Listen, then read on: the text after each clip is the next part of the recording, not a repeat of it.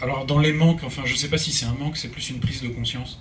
En fait la data, chez toutes les grandes entreprises mondiales, est désormais envisagée sous un volet patrimonial. La data appartient à Nestlé, la data appartient à Danone, la data appartient à... et ainsi de suite. Donc je dirais, ça c'est une menace aussi pour toutes les jolies sociétés start-up qui se disent nous avec notre data on a notre tag et puis il est super beau. Il faut faire attention parce qu'il y a une volonté, un mouvement de fond chez toutes les grosses entreprises et qui ont bien raison de se dire ma donnée m'appartient. Elle en dit beaucoup sur mes clients, mes consommateurs, éventuellement mes prospects, mais tout ça c'est quelque chose que je souhaite détenir. Donc une lame de fond qu'on voit en ce moment, c'est les sujets sur lesquels on est également positionné de Data Management Platform et de DMP, donc CDMP, qui sont censés être l'endroit où je centralise mes données analytics, mes données d'acquisition média, mes données CRM, mes données sur mon catalogue, et ainsi de suite. Donc ça, c'est des gros chantiers de fond qui accompagnent la digitalisation des gros groupes pour les 5 à 10 prochaines années. Ensuite, ces points de patrimoine, alors c'est bien de le dire en tant que valeur, je vous donnais un exemple. Un de nos clients qui est dans le retail dans 25 pays dans le monde sur de la cosmétique et des produits du sud de la France, a 20 sites web à l'international et nous a confié le périmètre de l'ensemble sauf l'Asie. Ces gens-là ont laissé lancer le e-commerce en Chine sur des plateformes comme... alors les sites ne vendent pas en Chine, c'est que les plateformes, donc les Alibaba, les Tmall, les Taobao, etc. Vous ne vendez pas sur votre site internet à vous. C'est quand même un vrai sujet. Donc où est-ce que vous mettez votre tracking, qui vient acheter, et au fait, quand les gens ont acheté sur Taobao, qu'est-ce que vaut le reporting? Aujourd'hui, le reporting, c'est juste un nombre de ventes et un chiffre d'affaires. C'est déjà pas mal. Ils ont laissé lancer le truc il y a 6 mois. Au bout de 2 mois, sur les 20 pays, la Chine était devenue le 3e des chiffres d'affaires. Avec zéro data, mais zéro. C'est-à-dire juste, comme un contrat d'affiliation, on vous envoie un chiffre d'affaires à la fin du mois. C'est impensable pour une marque qui se respecte de dire « tout ça m'échappe ». D'où l'intérêt d'aller sur ces sujets, y compris les Chinois, parce que 70% du e-commerce en 2015 se fera en Chine, je ferme la parenthèse, et pour aussi éclairer sur le point international des métiers de la data, plusieurs études convergentes montrent qu'il manque en Chine continentale en ce moment 2 millions de personnes qualifiées sur le digital et l'exploitation de la data. Donc juste pour finir, si vous ne trouvez pas du boulot à Data Jobs, prenez un ticket pour Shanghai, il y a beaucoup de boulot là-bas.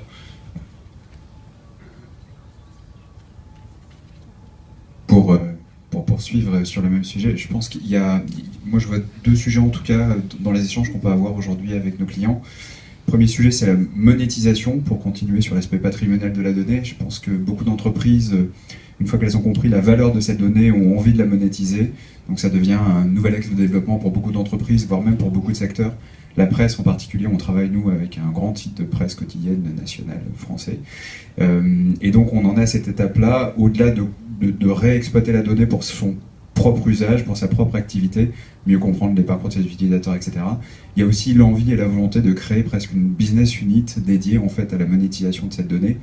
Donc il y a la monétisation, et puis je suis pas sûr que vous soyez le bon public, mais il y a tout l'aspect juridique. C'est vrai qu'aujourd'hui la donnée, croire que demain on sera anonyme, anonymiser la donnée, etc. Tout ça, je pense qu'il y a beaucoup de littérature en ce moment sur le sujet, si vous y êtes intéressé. Donc je pense qu'il y a un vrai vide juridique sur le niveau de connaissance qu'apporte l'interprétation de la donnée, le niveau de connaissance des consommateurs ou des prospects ou des suspects, et donc cette capacité qu'on a à finalement rendre toute personne non anonyme. Enfin, je pense que l'anonymat est devenu un concept complètement dépassé. Voilà, peut-être pour les 2 sujets qui sont assez fréquents en ce moment. Pour embrayer sur la question effectivement juridique, une question que je soulève, alors une question un petit peu polémique et un petit peu politique que je soulève. Moi j'essaye de gérer ma schizophrénie. En tant que consommateur, je suis content que la CNIL existe et qu'elle mette en place des règles qui empêchent tous ces affreux annonceurs d'en savoir plus sur moi que ma mère et mon psy. Mais en tant que patron d'une start-up française, si je dépasse une certaine ligne blanche, eh bien la CNIL va pouvoir me tomber dessus et tuer mon business. Là où des startups américaines, israéliennes, chinoises, etc., pourront très bien vendre des choses en France en traversant allègrement la ligne blanche sans que la CNIL puisse avoir le bras assez long pour les ennuyer. Voilà. Donc c'est là où je suis un tout petit peu embêté. Alors c'est difficile à formaliser comme question finalement. C'est pour quelles raisons, dans un contexte qui est très globalisé, les startups françaises devraient monter sur un ring global en s'attachant un bras dans le dos.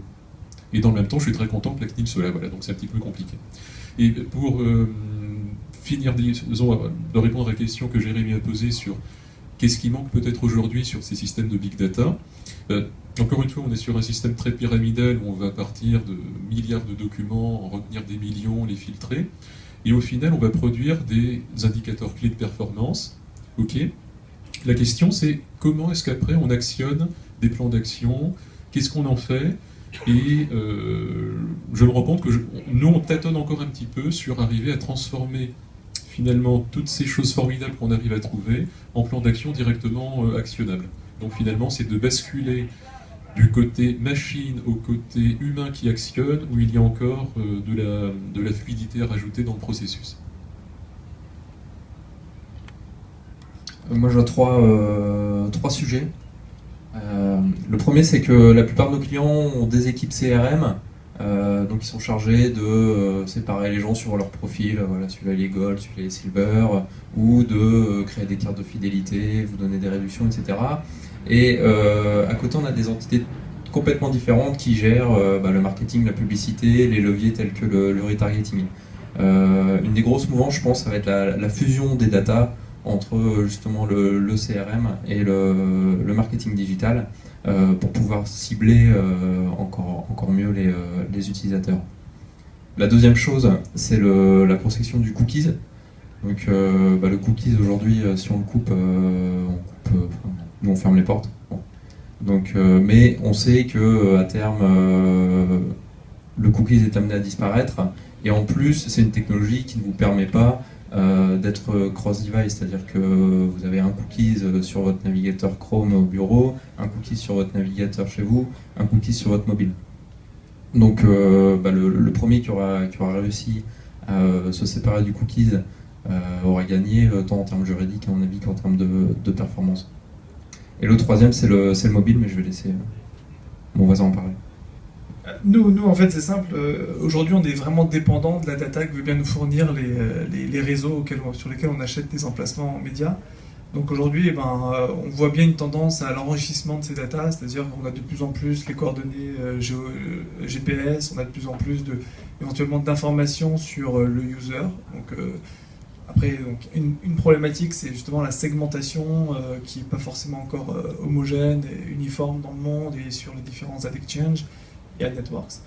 Donc ça, c'est une vraie problématique d'homogénéisation de la data. Et puis voilà, aujourd'hui, donc quand on reçoit une requête qui, on va dire, qui possède un certain nombre de propriétés, nous, ce qu'on fait, c'est que si on a un intérêt sur cette requête, on va essayer de l'enrichir donc en allant acheter de la data à des fournisseurs de data tiers. Et aujourd'hui, il est évident qu'on ne trouve pas encore toutes ces datas, notamment sur le mobile, pour des raisons juridiques, pour des raisons X et Y. Mais aujourd'hui, voilà, on sent que c'est une industrie qui est encore jeune et qui est en train de se former. Et on arrive de plus en plus, là, en 2 ans, on a vu une vraie différence entre le démarrage de notre activité et maintenant, sur l'enrichissement de la data et sur les différentes possibilités. Et donc voilà. Un monde qui est en train de se mettre en place. Et, ça prend du temps, ça demande des efforts, ça demande aussi des actions conjointes avec les différents acteurs sur différents continents. Mais bon, voilà, ça va se faire, il y a des intérêts communs, donc on est assez confiants. Merci beaucoup, merci à tous. Vous avez tous la chance d'avoir des stands, donc la discussion peut continuer.